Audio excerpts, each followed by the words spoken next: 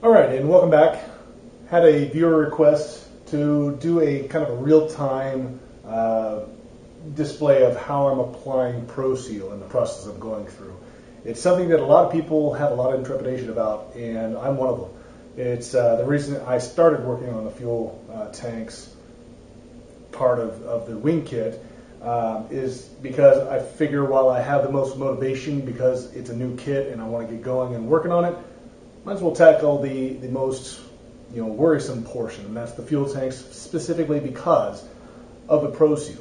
I'm using a process that I got off of the Vans forums, the vansaircraft.net forums, and under the RV-14, and I'm sure it's under several other parts of that forum, there's a gentleman who has built several RVs that he discusses a process he went through and has never had a leak. And so I'm kind of following his process, but it's a three-part system, and we'll go over that real quick. But I wanted to kind of talk about some of the tools that I'm using, some of the processes I'm going through, and try to ease a little bit of that worry of anyone that's getting ready to do this process.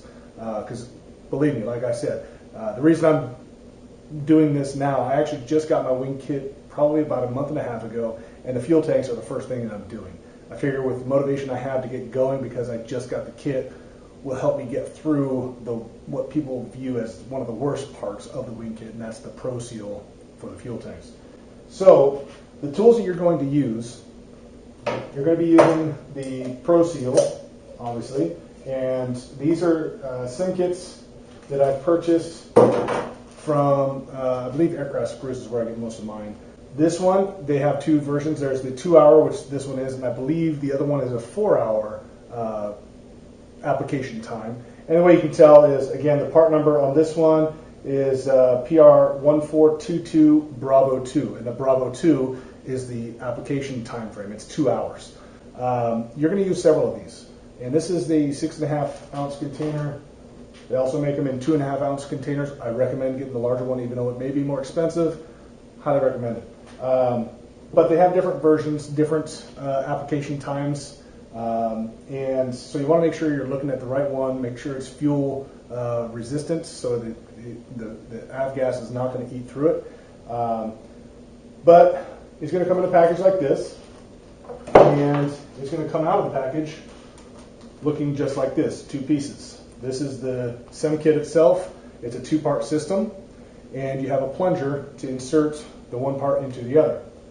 And the instructions are actually on the packaging, so don't throw this away. It talks about how many strokes of the plunger you need to use to mix it properly, and then it also talks about how to apply the ProSeal.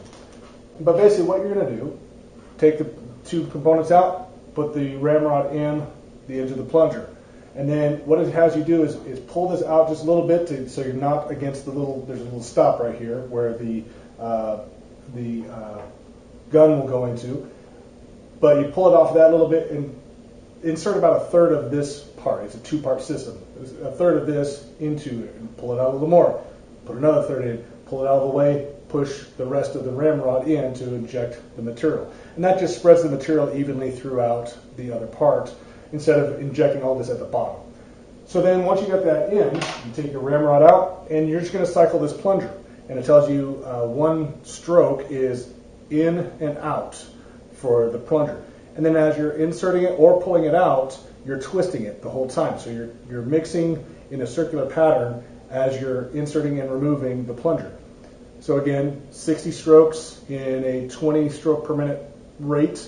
So you want to be about 3 minutes. You're going to be mixing this together. Once you get it mixed together, you'll pull the plunger off. It just rotates counterclockwise and it comes off, unscrews. And we'll pull this back out of here.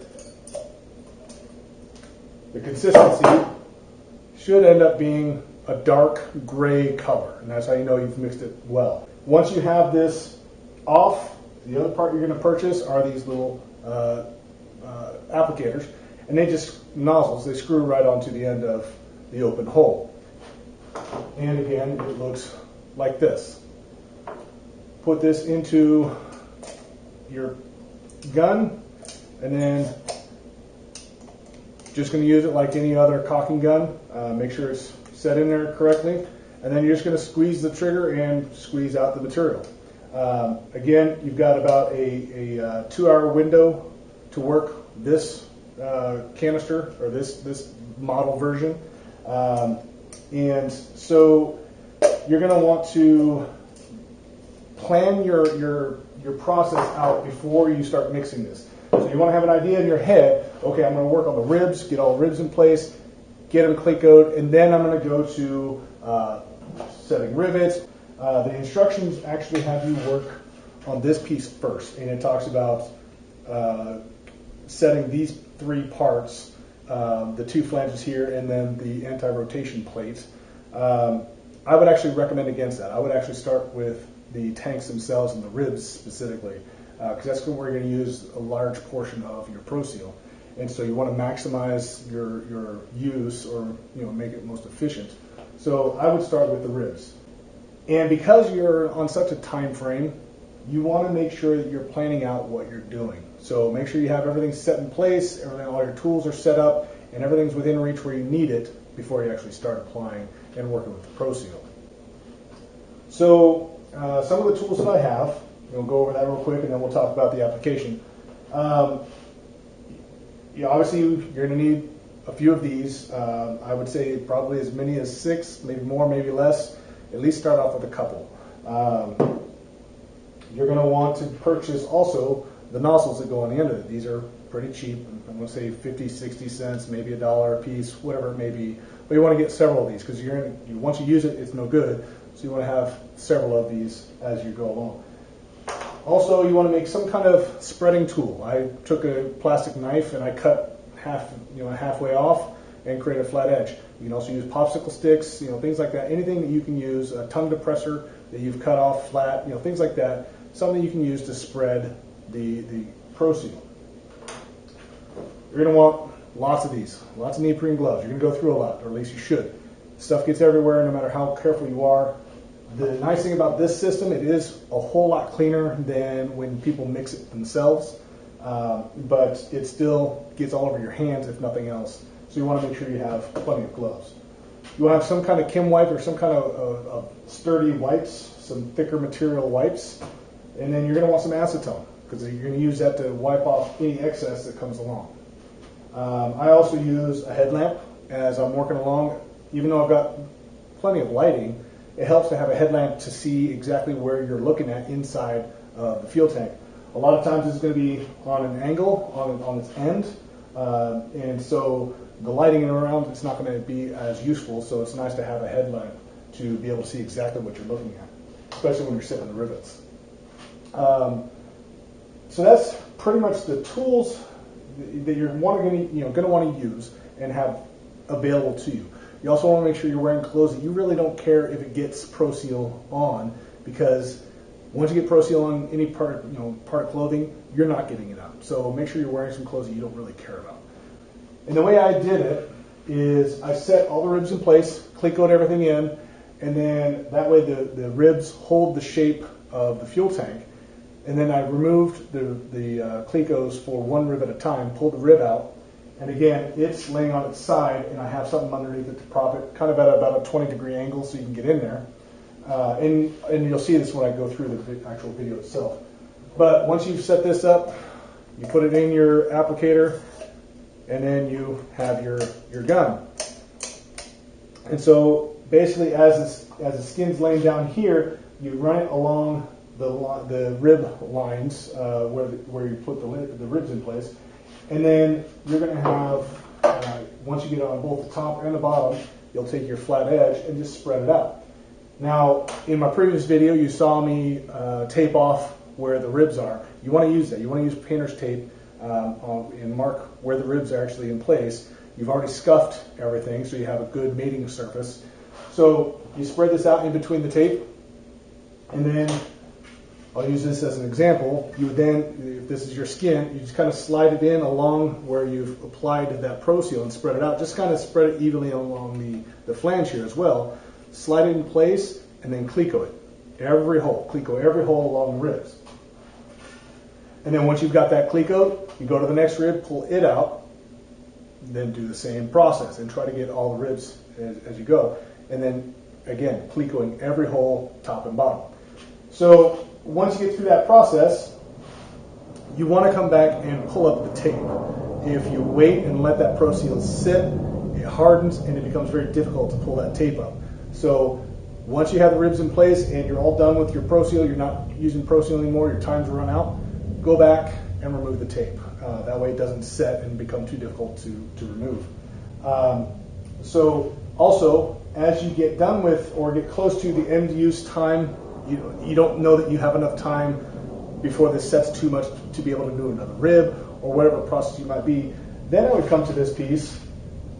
This is the inner rib of the fuel tank, and work on these three pieces. And what they are, it's a piece that looks just like this. That's what these are. Take the back end. You've already match drilled this to the piece, and it's ready to be installed. So you'll take and you'll apply a bit of Pro Seal. Come back with your flat device and spread it out like icing on a cake. Make sure it's covering all the surface. And then you'll come back to your piece and over the hole here, just mount it, put it in place, and then cleco. Again, you cleco it in place and hold it. You do that for these two here, and the same for this anti-rotation piece. Now this anti-rotation piece, there's actually a step in there that tells you, make sure you get rid of all of the Pro Seal or any kind of obstruction on the hex side of this, because a nut's going to sit there and you don't want anything to block that or prevent it from sitting in there flush. That's all this piece is for. It's just an anti-rotation piece. So the hex nut sits there and it keeps it from being able to back off. So you want to make sure you clear that out really well. I also took Pro Seal and put it to the back of these nut plates. This is where the fuel sender will mount to. And so on the back side of these, I've Pro Sealed the heck out of this. And then on this side, when you go to put your fuel sending unit in, you'll put Pro Seal here, put the piece in there, and then screw it down. And then that way you make sure it's a good seal. So that's the piece there. So like I said, I'm going to go through and I'm going to try to record in real time, doing a rib or two, and then when I get to the part where I'm riveting and things like that, I'll try to make sure I have an angle. It is a time frame that I'm working with, so I won't be able to mess with the camera too much, so I'll try to set it up as best an angle as I can. I can't make any promises, but I'll do the best I can to try to help for those who have a worry about this, as I did and still do. Hopefully it'll help you out and make it a little easier for you. With that being said, again, I appreciate all those who continue to watch these videos. If you get a chance, hit that like button for me. If you haven't already, subscribe, and also hit that bell to get a notification anytime I post a video. And if you have any comments, please leave them below. Like the viewer did here, if you have a request, let me know and I'll try to work it in and try to do whatever I can to help others who might also be in this process. So with that, let's get to work.